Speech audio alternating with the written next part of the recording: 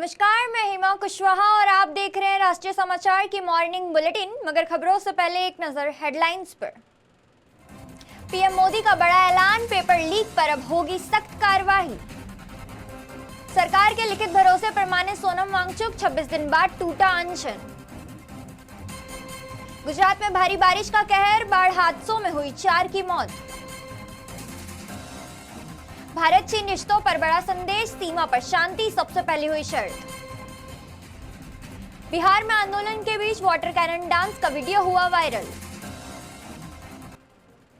NEET paper leak विवाद के बीच प्रधानमंत्री नरेंद्र मोदी ने छात्रों के नाम वीडियो संदेश जारी कर बड़ा ऐलान किया है। प्रधानमंत्री ने कहा है कि पेपर लीक कोई मामूली घटना नहीं, बल्कि लाखों छात्रों और उनके परिवारों के भविष्य से जुड़ा एक गंभीर मुद्दा है। पीएम मोदी ने बताया कि सरकार ने पिछले 2.5 महीनों में दोषियों की गिरफ्तारी से लेकर सख्त कार्रवाई तक कदम उठाए हैं। उन्होंने कहा, आरोपियों को जेल भेजा जा चुका है और फास्ट ट्रैक कोर्ट तथा कड़ी सजा के प्रावधान वाला नया कानून लाया जा रहा है। प्रधानमंत्री के मुताबिक इस विधेयक के मसौदे पर आज मोदी कैबिनेट में चर्चा होगी और सरकार इसे जल्द संसद में पारित करने का प्रयास करेगी।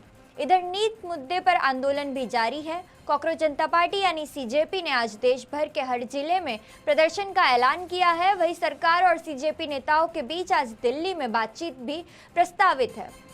हालांकि सीजेपी ने शिक्षा मंत्री धर्मेंद्र प्रधान के इस्तीफे तक आंदोलन जारी रखने की बात दोहराई है। उधर संसद के मानसून सत्र में विपक्ष भी छात्रों के मुद्दे पर सरकार को घेरने की तैयारी में है। वहीं दिल्ली पुलिस ने दावा किया है कि आंदोलन के दौरान अफवाह फैलाने वाले पाकिस्तान से संचालित 480 सोशल मीडिया हैंडल्स को ब्लॉक कर दिया गया है।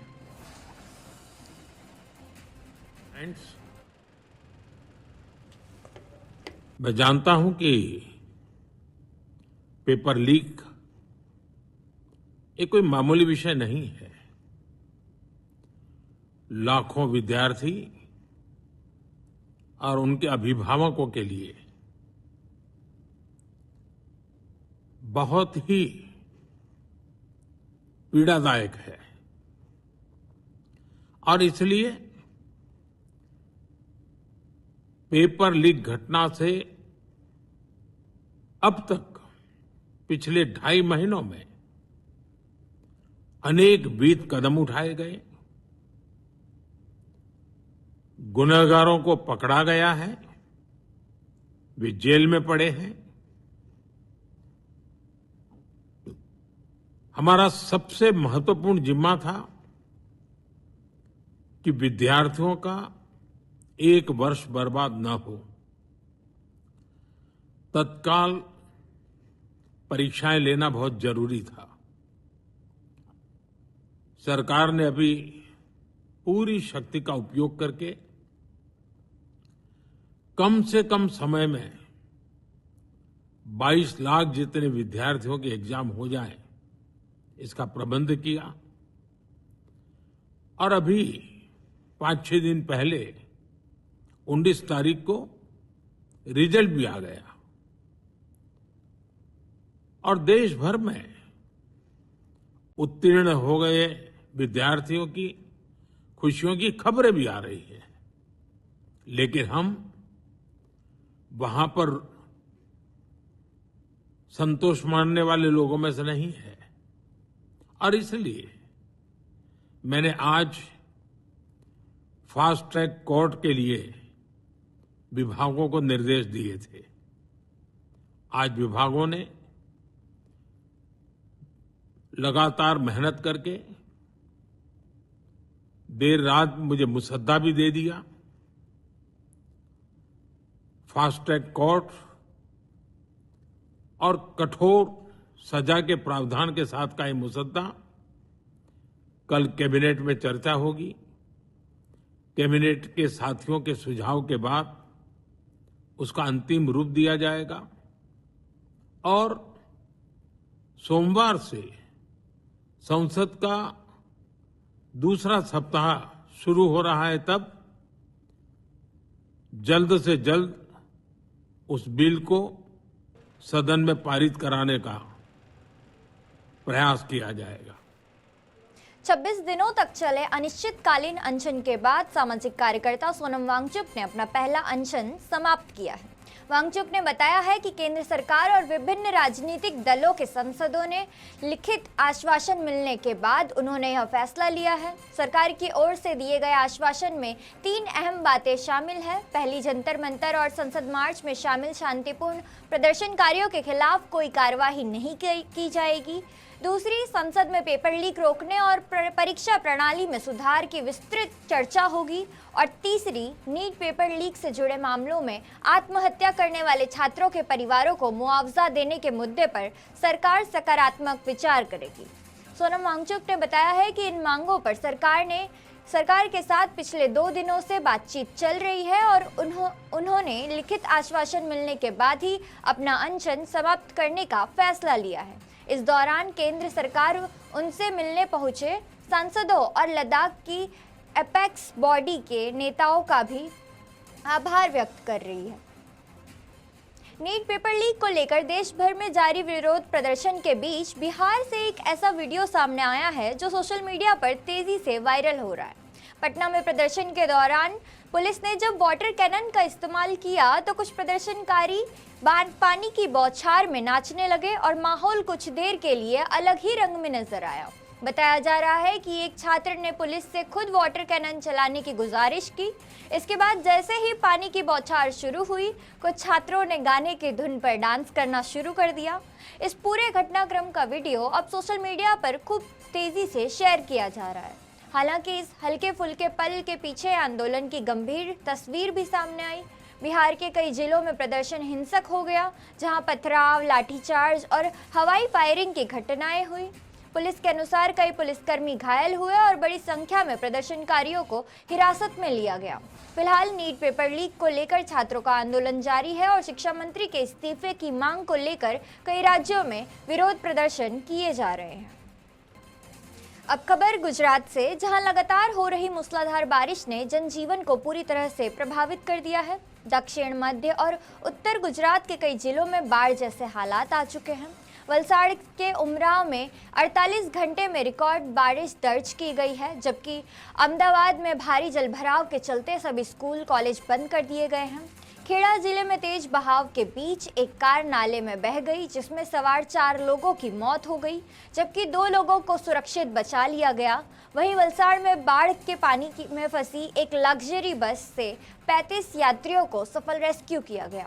नवसारी, सूरत, तापी और वलसाड़ में एनडीआरएफ और स्थानीय प्रशासन राहत एवं बचाव अभियान चला रहे हैं। उप मुख्यमंत्री हर्ष संघवी ने प्रभावित इलाकों का दौरा कर हालात का जायजा लिया और लोगों को हर संभव मदद का भरोसा दिया। मौसम विभाग ने अभी भी बारिश का अलर्ट जारी किया है और लोगों से सतर्क रहने की अपील की है। पिछले 2 दिनों से दक्षिण गुजरात में भारी बारिश के कारण नवसारी एवं वलसाड़ के बहुत बड़ी संख्या में गांवों में पानी भर चुके हैं। मैं वलसाड़ डिस्ट्रिक्ट एडमिनिस्ट्रेशन का खास तौर पे आभार मानता हूं, अभिनंदन देता हूं, जिन्होंने पिछले 2 दिनों से दिन रात एक करके 12,000 से ज़्यादा लोगों को इवैक्यूएट किया, स्थलांतरित किया। और आपने देखा होगा कि किस प्रकार से बस में फंसे हुए यात्रियों को बाहर निकालने के लिए खुद प्रशासन ने रिस्क लेके, ये तेज समंदर की लहरें कैसे होती है वैसा तेज पानी जब बह रहा था, उसके सामने जाके 150 मीटर से ज़्यादा अंदर डीप में जाके एक एक करके यात्रियों को बचाया गया। वैसे ही कई सारे इवैक्यूएशन अलग अलग गांवों से किए गए हैं। वलसाड़ डिस्ट्रिक्ट एडमिनिस्ट्रेशन द्वारा, पुलिस द्वारा और सभी विभागों ने एक टीम के तौर पे काम किया। दिल्ली में सीजेपी के प्रदर्शन को देखते हुए आज भी राजधानी की मेट्रो सेवाओं पर असर पड़ा है। दिल्ली मेट्रो रेल कॉरपोरेशन यानी डीएमआरसी ने सुरक्षा कारणों से 17 मेट्रो स्टेशनों को अगले आदेश तक बंद रखने का फैसला किया है। सुबह 7:30 बजे से Lok Kalyan Marg, Patel Chowk, Barakhamba Road, Janpath, ITO, Delhi Gate, Khan Market समेत कुल 17 स्टेशन बंद रहेंगे। हालांकि राजीव चौक, मंडी हाउस और सेंट्रल सेक्रेटरियल स्टेशनों पर इंटरचेंज की सुविधा जारी रहेगी। गुरुवार को भी इन प्रतिबंधों की वजह से राजधानी में ट्रैफिक व्यवस्था बुरी तरह से प्रभावित रही। मेट्रो स्टेशन बंद होने से यात्रियों को लंबा इंतजार करना पड़ा, बसों में भारी भीड़ दिख रही और कई लोगों को वैकल्पिक मार्गों से सफर करना पड़ा। दिल्ली पुलिस ने लोगों से यात्रा पर निकलने से पहले ट्रैफिक और मेट्रो संबंधी एडवाइजरी जरूर जांच करने की अपील की है।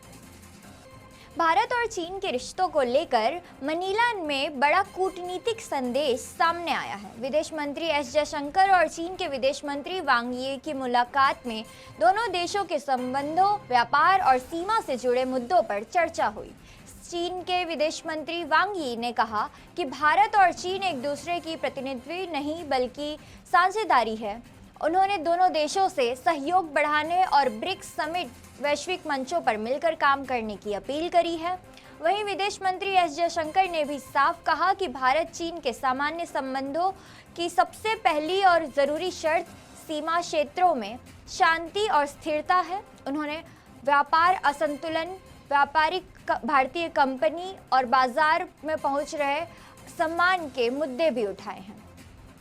पूर्वी लद्दाख गतिविरोध के बाद दोनों देशों के रिश्तों में धीरे धीरे सुधार के बीच इस बैठक को भारत चीन संबंधों के लिए अहम माना जा रहा है। 450 करोड़ रुपए की कथित बैंक फ्रॉड मामले में प्रवर्तन निदेशालय यानी ईडी ने बड़ी कार्रवाई की है। लखनऊ जोनल ऑफिस की टीम ने दिल्ली, उत्तर प्रदेश और पंजाब में एक साथ 8 जगहों पर छापेमारी की है। यह कार्रवाई संतोष ओवरसीज लिमिटेड और उनसे जुड़ी कंपनियों के खिलाफ मनी लॉन्ड्रिंग जांच के तहत की गई है। यह मामला सीबीआई की जांच से जुड़ा है, जिसमें बैंकों के कंसोर्टियम के लिए किए गए करीब 450 करोड़ रुपए के लेन देन में कथित गड़बड़ी सामने आई है। जांच एजेंसियों के मुताबिक लोन की रकम को शेल कंपनियों, फर्जी इनवॉइस और कई परतों वाले वित्तीय लेन देन के जरिए दूसरी जगहों पर भेजा गया था। ईडी का दावा है कि इस पूरे नेटवर्क के जरिए धन को छिपाने और उसके स्रोत को बदलने की कोशिश की गई है। फिलहाल ईडी की टीमें प्रमोटर्स, संबंधित कंपनियां और सहयोगियों के ठिकानों और पर दस्तावेज और डिजिटल सबूत जुटा रही है। मामले की जांच जारी है और आने वाले दिनों में कई बड़े खुलासे हो सकते हैं। मेरठ के चर्चित सांप से हत्या के मामले में बड़ा अपडेट सामने आया है। पति अतुल पवार की हत्या के आरोप में जेल में बंद दामिनी अब प्रेगनेंसी टेस्ट कराया गया है और जेल में प्रशासन ने इसकी प्रक्रिया शुरू कर दी है। जेल अधिकारियों के मुताबिक दामिनी को महिला बैरक में रखा गया है, जहां चर्चित सौरभ हत्याकांड के आरोपी मुस्कान भी बंद है। दोनों के बीच सामान्य बातचीत होती है, लेकिन अब तक उन्होंने अपने मामलों को लेकर कोई चर्चा नहीं की है। जेल प्रशासन ने बताया कि दामिनी को जेल में लाइब्रेरी और शिक्षा संबंधित कार्य सौंपा गया है। वहां उनका प्रेमी तुषार, जो इसी मामले में आरोपी है, मेरठ जेल की अलग बैरक में बंद है और शुरुआती दिनों में जेल का काम करने से इनकार कर चुका है। पुलिस के अनुसार दामिनी ने अपने प्रेमी और 2 सपेरों की मदद से पति अतुल पवार की कथित तौर पर सांप से कटवाकर हत्या कराई थी। आरोप है कि वारदात को दुर्घटना दिखाकर बीमा राशि हासिल करने की साजिश रची गई थी। फिलहाल मामले की सुनवाई जारी है और रेल प्रशासन दामिनी के मेडिकल जांच सहित अन्य प्रक्रियाओं पूरी तरह से कर रहा है। रणवीर कपूर की स्टार फिल्म रामायण का इंतजार कर रहे फैंस के लिए बड़ी खबर सामने आई है। फिल्म का ट्रेलर आज रिलीज नहीं होगा। मेकर्स ने आधिकारिक तौर पर इसकी रिलीज डेट टालने का ऐलान किया है। जानकारी के मुताबिक निर्माता नमित मल्होत्रा की फिल्म रामायण का ग्लोबल डिस्ट्रीब्यूशन अब सोनी पिक्चर्स करेगी। इसी प्रक्रिया के चलते ट्रेलर लॉन्च की तारीख आगे बढ़ाने का फैसला किया गया है। 24 जुलाई को ट्रेलर रिलीज होने की उम्मीद थी, लेकिन रिलीज से कुछ घंटे पहले ही मेकर्स ने पोस्ट शेयर कर इसे पोस्टपोन करने की जानकारी दी। इस खबर सोशल मीडिया में आने के बाद फैंस की मिलीजुली प्रतिक्रियाएं सामने आ रही है। कई प्रशंसकों ने निराशा जताई है, जबकि कुछ ने तो नई रिलीज डेट का इंतजार करने की बात कही है। फिलहाल मेकर्स ने ट्रेलर की नई रिलीज डेट का ऐलान नहीं किया है और उम्मीद की जा रही है कि जल्द ही नई तारीख की घोषणा की जाएगी। तो ये थी अब तक की खास खबरें, और खबरों के लिए देखते रहिए राष्ट्रीय समाचार। तब तक के लिए नमस्कार।